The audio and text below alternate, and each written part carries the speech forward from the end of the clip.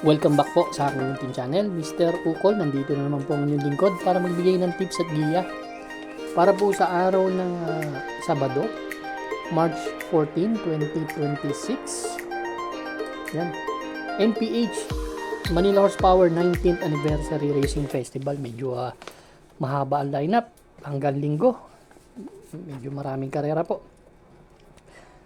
Happy birthday nga pala sa pamangkin ng asawa ko, si Ryan J. Rico. Happy birthday. Bukas birthday niyan. Maraming salamat kay Doc Nable Similia. Kita tayo soon, Doc. At kay Sir Buboy, kapatid niya. Maraming salamat din kay Hil Manzano sa mga pinadala mo dyan sa supers natin. Maraming salamat po.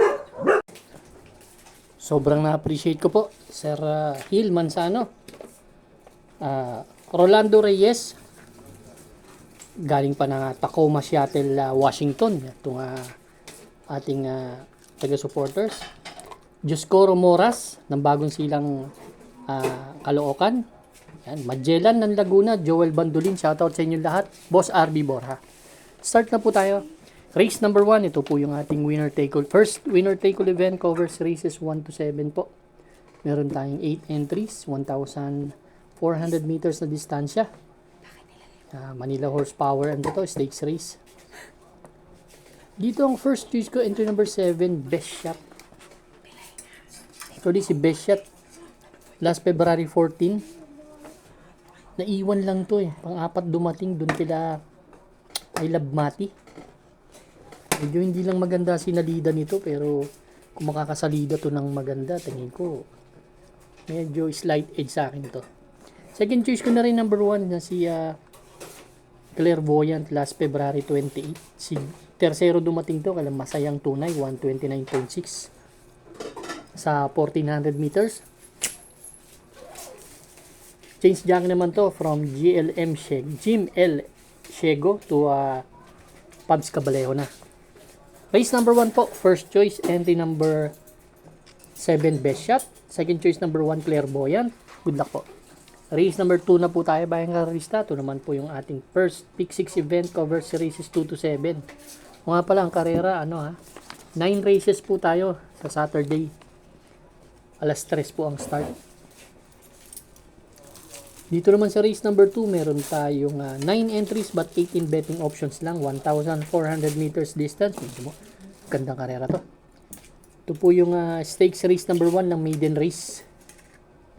Dedicated to the late Commissioner Wilfredo Jefferson de Ungria. Yan, naabot ko pa yan. Ang first choice ko po, number 1, si Pokot Boy. Si Pokot Boy, last February 28. Segundo to kay rookie player. Nagtala na 128.6. Pero may 127 yan. Change jacket to from Charles Reyes to Jan Alvin Gusina. Ito tingin ko isang magandang salida. Malaking chance manalo sa akin ito. Ang second choice ko yung number 3, Thunderstorm. Ito naman, galing sa dalawang sunod na segundo, last February 18, segundo to kay Iconoclast, 1.15.8. Doon sa kabila, sa MMTCI, pero dito sa Philippine Jockey Club, PJC, last February 5, segundo yan kay Yacht Bell, nagtala na 1.14. May 127 sa 1,400 meters. Ang third choice ko si Blue Note na may 127.6, isang malakas rin yung ating kabayo. Race number 2, ang first choice number 1, si Pokot Boy. Second choice number 3, Thunderstorm. Third choice number 7, Blue Note. Good luck po. Race number 3 na po tayo, bayang karista. Ito naman po yung ating second winner take all event, covers races 3 to 9. Meron tayong 11 entries but 9 betting options lang po tayo dito, ha. Sa race number 3, ang first choice ko, yung punto para sa akin. Galing sa dalawang dikit na panalo. Si Magnum Force. Last February 11, nanalo to. Tinalo sila Bright Mind sa 1,200 meters sa distansya, 1.14. Then last February 25, tinalo naman ito si yung yamadong Muni Maniman nun. Medyo magaling din na nakalaban. Tingin ko, umento tong kabayo na to. Same rider. Ang second choice ko po, entry number 2 na siya Nalibunan. Ito Ito naman, segundo to kay Sega Tolin, 114.6 last February 27 sa 1,200 meters. Medyo mabigat talaga nakakalaban nito pero galing ng tinakbo nito. Yan ang aking second choice. Ang magbibigay po akong third choice. Yung entry number 1, yung Popoy and Basya. Kung papaunahin nila, may panalo talaga to sa akin. Pero dahil may panalo dito, si Modern Stroke. Kung ako magwi-winner take all, magdadagdag ako dito. Kayo na po bahala. Race number 3 ang first choice, entry number 4, Magnum Force. Second choice number 2, Nalibunan. Third choice number 1, Popoy and Basya. Good luck po. Race number 4 na po tayo bayan ng lista. Second pick 6 event covers races 4 to 9. We have 8 entries, 7 in betting options. 1,000 meters lang to. Manila Horsepower Stakes race number 2, sprint race. Dedicated to the late horseman Doroteo Ding Pangilinan. Ito, maiksi lang ang karera, no? Ang first choice ko po, entry number 4, Heritage. Ito, ano lang to breaks of the game na lang to. Kung sino yung maganda, sinalida at makapwesto ng maganda, yun na malaking chance ang manalo.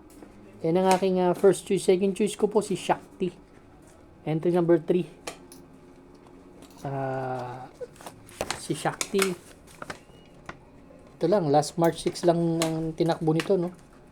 Isang dibanderang kabayo. Change jockey nga lang from JT Sarate to MVP Lapid. Pero evenly matched tong ano na to grupo na to. Kaya tingin ko anybody's race tong karera na to. Third choice ko na rin Little Annie. Medyo mabigat na nakalaban nakaraan kaya kakampihan ko rin yan. Race number 4, first choice number 4, Heritage. Second choice number 3, Shakti. Third choice po number 8, Little Annie. Good luck po. Race number 5 na po tayo bayan ng lista. Pick 5 event covers races 5 to 9. Dito meron tayong 11 entries but 10 in betting options lang. Isa ring anybody's race to para sa akin tong karera na to. Meron tayong 11 1,400 meters na distansya. Makati Barangay Trophy Race. First choice po, kabayan ni Boss JC, si Regal. Si Regal last February 20 galing sa panalo dun sa kabila. Nagdala ng 1.15.4. Si Barayong tsaka si Anyare tinalo niyan. Medyo isang dibanderang kabayo, no? Tsaka meron na si kabayo. Dati naman din magaling talaga yan. Kaya yan ang aking first choice. Ang second choice ko po dito, yung entry number 2, My Jopay. Ito last February 5, tumakbo yan dito. Segundo kay Golden Area, 1.15.2 ang tinala ni My Jopay. Ito namang takbo niya sa kabila, March 7 lang. Panlima naman dumating. Third choice ko po, entry number 6, I Love Mati. Ito, ilaban lang to. Malaki rin ang chance manalo sa akin itong kabayo na to. Sa I Love Mati, nanalo na yan dito. Last February 14, nagtala ng 129. From JB Guerra to JL Lazaro. Pero anybody's race to. Kaya kayo na po bahalang magdagdag. Race number 5, ang first choice number 9, Regal. Second choice po number 2, My Jopay. Third choice po number 6, I Love Mati. Good luck po. Race number 6 na po tayo bayan ng lista. Ito naman po yung ating pick 4 event covers races 6 to 9. Dito naman meron tayong 9 entries but 8 in betting options lang. 1,400 meters distance, Maro Trophy Race. Itong karera na to. Ang first choice ko po, entry number 5A, si Spreewell. Although si Spreewell medyo nakapahinga, no? Isang dibanderang kabayo ito, si Spreewell. Huling panalo pala nito, tinalo nito si Frosty Raven, nagtala ng 125.2. Yan. Pero last January 31, kila Red Queen tumakbo yan. Medyo mataas ang grupo, kaya hindi siya tumimbang. Second choice ko yung galing sa panalo, si Confidence Game. Last February 13, tinalo nito si Megan Maxine, nagtala ng 111.8. Ugando pong nanalo yan, medyo malayo nanalo, kaya tingin ko isa sa magbibigay ng laban kay Spreewell. Race number 6, ang first choice number 5A. Spreewell. Second choice po number 2, Confidence Game. Good luck po. Race number 7 na po tayo. Last extra double and last daily double plus 1. Meron po tayong 1,400 meters na distansya, 12 kalahok. Piltobo Trophy race naman ang karera na to. Ito rin. Tinitignan kong isang anybody's race din tong race number 7 na to. First choice po, yung number 10 na si Advocacy. Ito maganda natin natakbo nito. Last February 27, segundo to kay Go Gigo. Nagtala ng 115.6. Meron pong 128.2 sa 1,400 meters yan. Isang diremating kabayo at napupunto na rin. Second choice ko si Kentucky Rain. Yan. Si Kentucky Rain ang huling takbo dun sa kabila, March 7. Panlima lang dumating, nagtala lang ng 132. Pero may 128.8 yan na preba sa 1,400 meters. Anybody's race to. Ang third choice ko po number 9, si Jewel of the Nile. Medyo nanalo na po kasi dito to. Kaya gustong gusto ko rin tong kabayo na to. So din, dami may panalo talaga eh. Kayo na po bahala.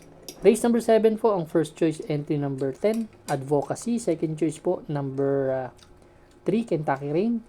Third choice po, number 9, Jewel of the Nile. Good luck po.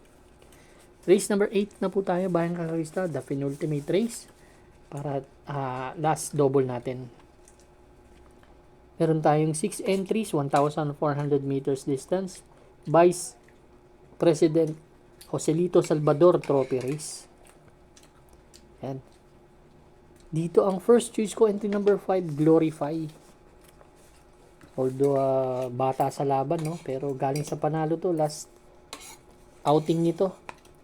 Sa maiden race niya, maiden assignment, nanalo to last February 28, nagtala ng 125.6, isang dibanderang kabayo.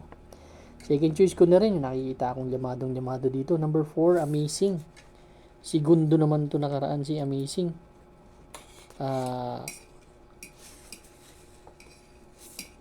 Galing sa 2 segundo si Amazing last February 15 kay Lap in the Rain. Segundo yan. Then segundo rin kay Circus Crowd yan last February 28 naman. Actually, nag-average ng 125 in a fraction.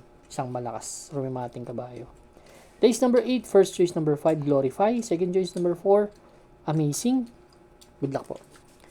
Race number 9 na po tayo, Bayang Kakarista. Last and final race for Saturday racing.